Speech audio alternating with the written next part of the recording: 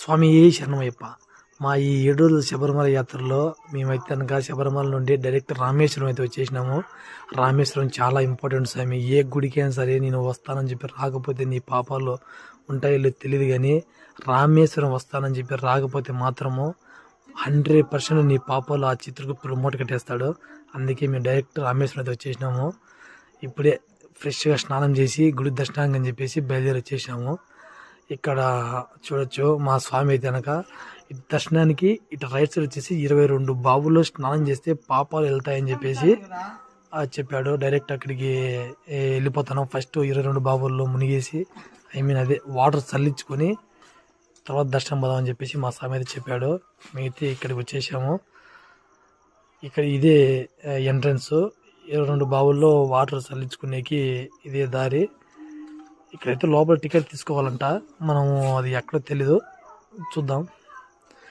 ఈ శిల్పాలు చూడండి, ఆ కాలంలోనే ఎలా చెక్కారో.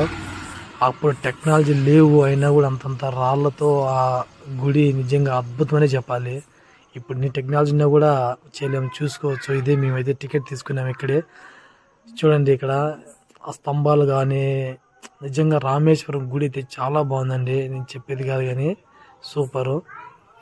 ఇవే అండి బావులు వరుసగా ఉన్నాయి. నేనేమనుకున్నా అంటే చేతితో ఏమైనా చల్లుతారేమో అనుకున్నా, కానీ ఇక్కడ బక్కిలతో తల మీద స్నానం చేసేస్తాండ్రు.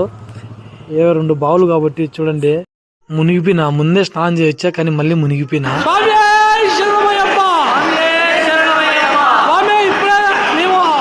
రామేశ్వరంలో 22 బావుల్లో స్నానం చేసినాము.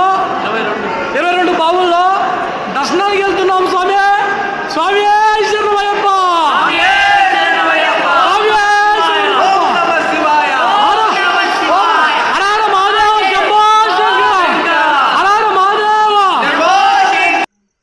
ఫైనలీ ఆ పరమశివుడు దర్శనమైతే అయిపోయిందండి. మా బాధలను చెప్పుకునేసాము. ఇక్కడ చూడొచ్చు, నేనైతే ఒక ప్రసాదం